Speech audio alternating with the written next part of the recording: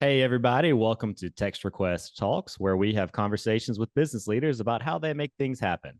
Presented by Text Request, the business text messaging platform that lets you text from your office phone numbers directly on your computer or any other device so you can stop making phone calls and start actually getting responses. Learn more at textrequest.com. I'm Kenneth Burke, and today we're talking with Matt Martin, who is the CEO of RocketBarn. And Matt, it is great to have you here. Thanks for having me, Kenneth. Good to see you again. Same to you. So let's start with just what is Rocket Barn? What do you do? Great. Yeah, let's talk about it. Rocket Barn is a digital marketing agency, and we serve the franchise space in the US and Canada. So, how that looks, franchise brands are made up of the franchisor, so the corporate head office. They usually have a national budget and some marketing activities they want to address on the digital side. So, we'll work with the franchisor in that capacity. And then even more so, our bread and butter is serving their locations, the franchisees, the owners of the local individual businesses. And so sometimes that can be a roll up type of program where we're just dealing with the head office because they're managing all of those local efforts. But in a lot of the cases, those are individual relationships that our team is managing. And we have what we call franchise marketing advisors. So we're really invested in a team that builds relationships with and becomes an extension, a marketing extension of that local business. And most of the stuff we deal with on the digital side is paid ads, Google related, organic Google search, so the non-paid portion, SEO, social media ads, that type of thing to drive customers and report on that each month to the business owners. And you've been doing this with Rocket Barn, I believe, about 13 years. And so I'm Yeah, so curious, I was a founder of Rocket Barn back in 2010. So that's 14 years now. Pretty much man. right on Well, 14 years. well, congrats on the ride so far. Why'd you, how did you end up serving franchising, or why did you, if you pivoted at some point, how did you get into this industry specifically? Yeah, great question. Well, I was young and green when I started the business. I was in my early 20s. And so I really just fell into franchising, long story short. But I would say it happened because early on, I loved marketing. I loved the game, the digital space, figuring all that stuff out. That was the fun adventure of getting into business and digital marketing.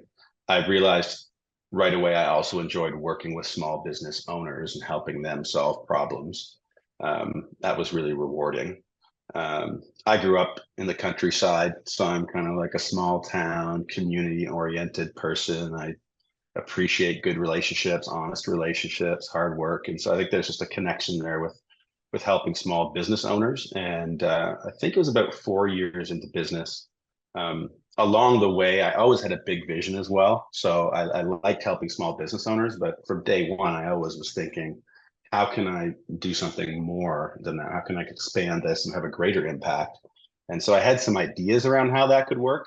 I didn't even know what franchising was. And so we were trying different things. And long story short, ran face first into a local franchisee, a multi-unit owner. So we got to work with him on multiple locations, and over the years got introduced into that franchise brand, serving other franchisees, building a relationship with the franchisor.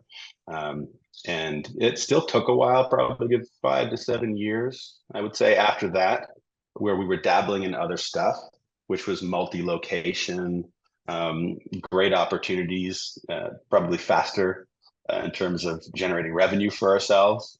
But we realized after going down that road, some ways that franchising just met more of our values, was more enjoyable. It was the direction we wanted to go. And so it just so happened that that worked nicely around 2020 when the world was shutting down. We had a little bit of extra time where we revisited our strategy. We rebranded to Rocket Barn, launched off of that, and went headfirst into franchising. And here we And here are, you are. 4 years later. Uh, you mentioned it took about 5 to 7 years to really kind of find that fit. And then just before we hit record on this, we were talking shop a little bit, and you said the last few months you've really seen an uptick in your pipeline. And so I'm curious to dive into that a little bit more. What have you been doing that you've seen pay off into bringing more clients on? Yeah. What button did you push? Yeah.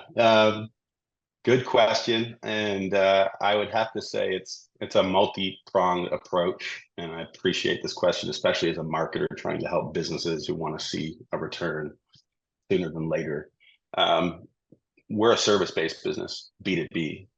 So at the end of the day, I think in terms of pushing a sales funnel and seeing not just growth, but sustainable growth, at the core, there's got to be relationships and respect built amongst a community. You have to have raving fans.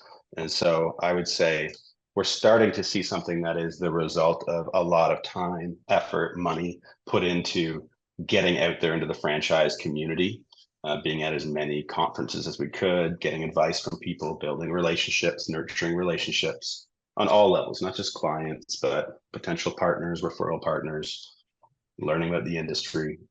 And someone told us early on, if you're going to be invested in franchising, people want to see that you're going to stick around, that you're not just here to make a quick buck. And so expect to see a 3 to 5 year kind of wait period before, if you've proven yourself, things start coming your way.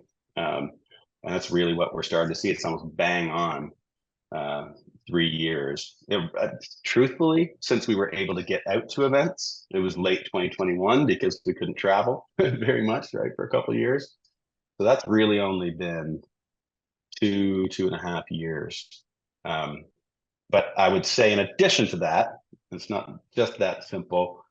We really did put an effort in, and Alex, our head of sales and marketing, has done an amazing job this past year to take our marketing to the next level. And so that's been a combination of LinkedIn, I would say, making sure that that's the spot to be. I found that franchise community is very active for the most part on LinkedIn. It's a spot to continue nurturing relationships, and showing up, keeping that awareness front of mind. And so creating content, we've got a nice little system of people helping people internally to make that happen and keep that somewhat consistent. And then starting to also do some advertising to push our brand out there as well and retarget people. And so that's been the last year. I would say we've really ramped that up further.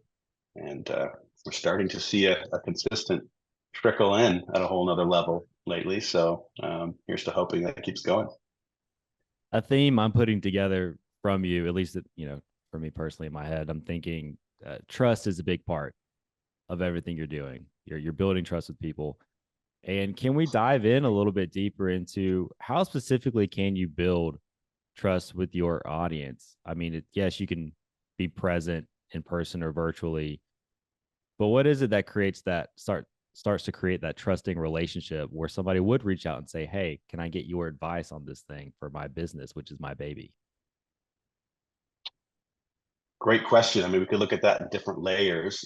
If I'm referencing the path we've taken of being at all of these events, building relationships in the industry, I mean, many of these people we're not working directly for. So it's not like we're building direct trust with them on the service that we provide. They're going to hear from other people, presumably along the way, what their experience of us is. But equally, I would say it's just how we show up. And so for me, showing up and building relationships in that community it's a two-way street.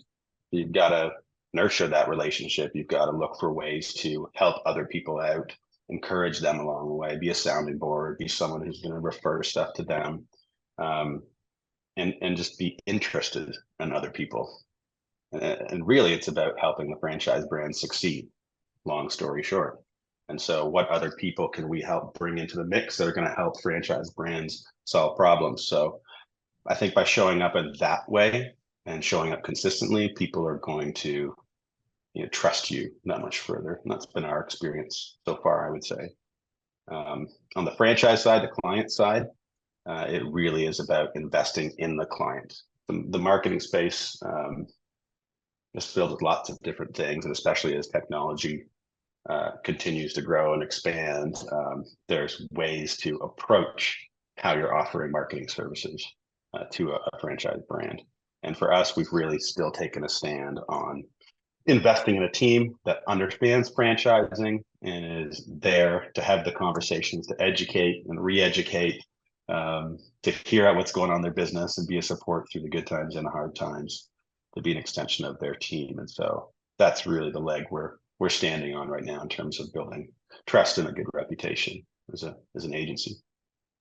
Have you found that clients, and these could be franchise owners or franchisors, have you found that clients um, consistently need help with the same things, and that there's a more or less a playbook that you can run across the board, or how do you figure out what's going to work for somebody?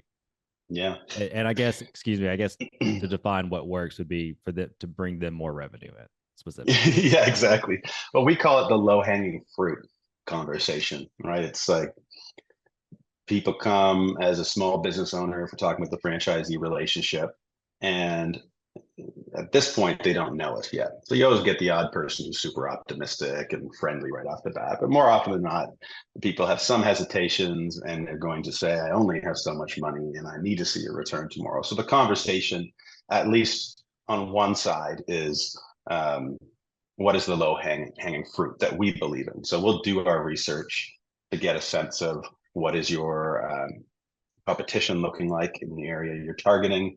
What are the cost per lead targets we think we can aim for? And so is that going to be profitable? What are the conversion rates like? And typically, we are starting with some of the similar stuff in terms of the technology and the activities, which would be Google Ads is one way to do it, but not always. Sometimes it's too competitive and the cost per lead is too high. Doesn't mean they won't do it, but maybe we won't lean so hard on that. But that is a go-to. Same with search engine optimization. It just depends on where are they sitting now versus the competition. What's the opportunity? How much will it cost? So usually those are our core services. Like I said at the beginning, usually it falls at the start, at least, in those buckets of search ads, search engine optimization, social media ads, or some type of programmatic targeting as well. Switching gears a little bit, so you've had this company for a good while now, 14 years. Um, are you still handling a lot of the kind of the in the weeds things day to day or day to day operations, or how have you figured out what to delegate? Yeah, great. Well, that has ebbed and flowed over the years. Definitely one of the greatest lessons I learned. Been 14 years, so I don't know exactly when I really feel like I learned it. But I think overall, considering I know I'm an entrepreneur and I'm the type of person who, is quick to jump in and want to solve something. I do think I've also equally balanced that with delegation pretty early on in the business. Um, what was the question again? Sorry. How have you figured How out much am I? kind of yeah what to delegate versus what to handle yourself, Yeah, or how do you handle that conversation? yeah. It's it's hard to answer that one directly. I mean, with an easy answer because I think it's an ongoing question. As an entrepreneur who started at a young age, there's a lot to learn. So overall, I would say it's just constantly. I have a mentor, for example. I think is a very important piece of helping me step back somewhat regularly, look in the mirror, what's going on in the business, where am I spending my time, um, how might I need to think more expansively to get out of the weeds. Um, so I think it's just a constant assessment of where is the business at, where are we trying to get to this next year, and where am I spinning the wheels by being too involved, um, or where do I need to be still? Because I think there is equally, I've also learned that lesson over the years that I am the one who's going to care the most at the end of the day as the business owner, and I am still a small business. We're operating a small business, and things are changing quickly. And so there is an element of finding a healthy balance. So I would say that the key areas that I still do keep a very close eye on would be finance um, and operations, at least in the sense of I delegate most of that stuff, but I'm very actively involved in the where are we trying to get to? What are the key priorities? How are those things going? Are we moving the ball down the field? Do we need resources to help somebody get where they need to go? So I'm very much involved in those things still, but definitely out of the day-to-day serving the client directly. I've got people leading those teams who are much more focused and experienced in that area now. In sales, I would say I'm very involved still in a business development capacity and high level in the marketing. What are we doing? But I've got a team that's focused on that, and especially on the sales side, able to carry the ball across the field consistently. Um, that's not where I'm putting my time consistently, just helping fill the funnel. So your CEO, your founding partner, you mentioned the team isn't going to care about it as much as you do, and that's something I hear a lot from business owners, especially small business owners, is they have this struggle to try to help their employees care about it more, and they wonder why don't they care as much as me. And a lot of times I see that translate into asking the question, why don't they work as hard as me? And I'm curious, have you gone through that same kind of, I don't know, employee crisis, if you will, of how to get them to care, how to get them to work harder, and how did you come out on the other side to say no, they aren't going to care as much as me? Or did you Yeah. just know from the get go? Um, I think yes and no. I know before I even got into business, I became entrepreneur. I didn't realize I was entrepreneurial until I started reading books, and I was out of high school and started to think about what am I going to do with my life. I started reading books, and I started reading, the stories of other entrepreneurs and leaders and things like that. And so I think I intellectually always had a sense of that, but in practice, what does that look and feel like? What is the experience? How does that go? It's definitely been a learning curve. And I think what I've learned is you can't ever really take your eye off the ball. And so it's not really about saying the people on your team can't care as much as you. I mean, at any given point, there could be lots of people on your team that very much care about the business and the work that they're doing, and they're passionate and they're driven and they're bought into the mission.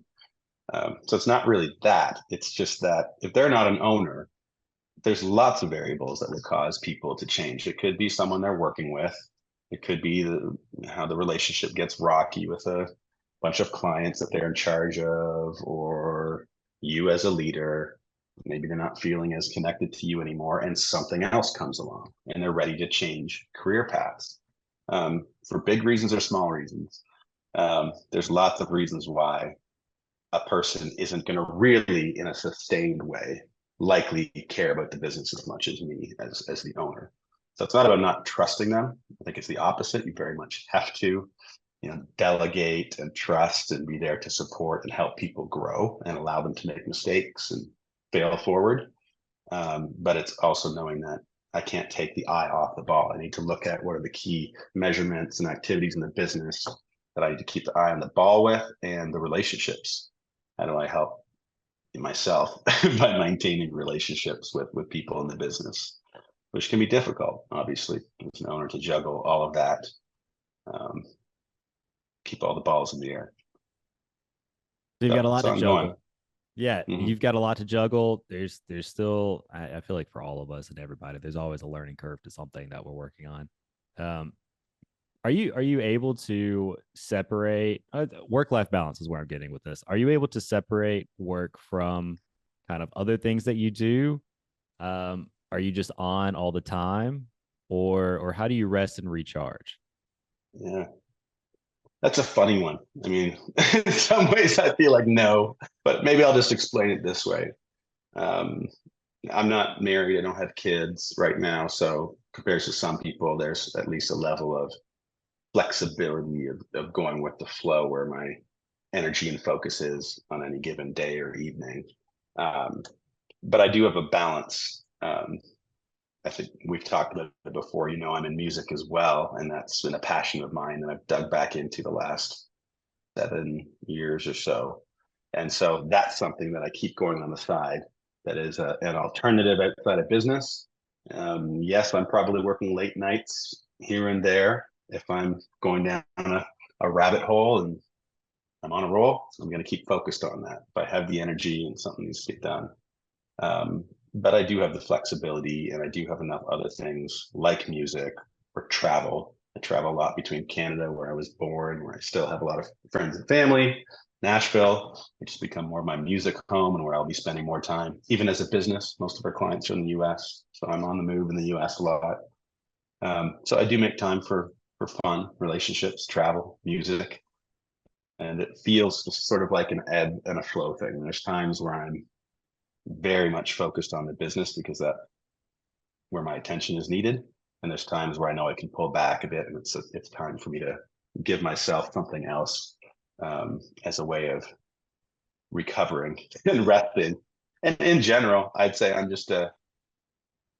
sure a lot of people think I'm extroverted, because I do so much, and I do enjoy being around people, but I am introverted for sure. I don't get bored. So half the time for me to rest or recover, it could even be working one evening, but just not having people around. If I have a few evenings in a row where I don't have to be communicating too much with people or going through the motions, that's enough of a way for me to recharge. I can relate to that a lot. I enjoy people. I've had to develop some extroverted skills because that's what life and the job requires. Yeah. But the way I recoup or recharge is definitely being able to focus on something alone and not have to think about how I talk to people. Um, I want to get into something maybe a little, or maybe a takeaway for people here. So you're talking about working with the mentor, somebody who helps you pull or kind of look at the big picture, pull back a little bit, look at the big picture and see where you can improve. And I'm curious, is there anything that you've done in the last, let's say, year or so that's had an outsized impact, or something that you would definitely recommend to others?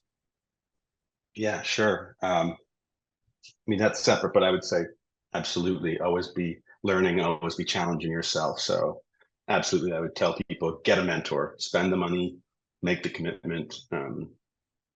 That's worthwhile. Doesn't mean that that's the right person for you always, or it could be just a period of time, but forcing yourself to be uncomfortable, challenging yourself to grow, um, even consistency, having people check in on you, to push yourself. That's super important. But if you're asking about this last year, um, we had a change in our business. I ended up buying out my business partners and stepping back in as CEO, which I had stepped out of for a couple of years. And that just happened last summer. So there's a lot of changes in the business. There were some changes to leadership. And I'd say one of the biggest things that I feel had an impact on the business, a positive impact on the business, was elevating. We're a small business still. So we're operating, I'd say, around 20 people, and just elevating more of the middle management into a consistent leadership conversation to be a part of planning. Where are we going this next year? How are we breaking that down into quarters? Who's responsible for what? I think it's really up to the morale and the engagement and the drive of our leadership, which trickles down to other people instead of just being told where we're going. Um, and I think that we've seen that pay off, and we just received notice that we're a finalist for Franchise Business Reviews, Employee Satisfaction Awards, I think they're called. So just seeing that significant growth through employee survey, I think that was, at least to some degree, a result of engaging the team more in that way. Um, and then I think we've just spent more time together, and people have cross-pollinated more, and um, they just feel like they have more responsibility and they can work together to drive the business forward in a new way. So I think that would be a piece of advice: is look at how are you engaging the right people on your team to be a part of, going back to what we said earlier, they may not be an owner, but how can you get them close to that by giving them more responsibility and giving them collective responsibility together as well. That's fantastic advice. Matt, thank you so much for this. I've really appreciated the conversation. Thank you, Kevin. It's great to spend some time with you.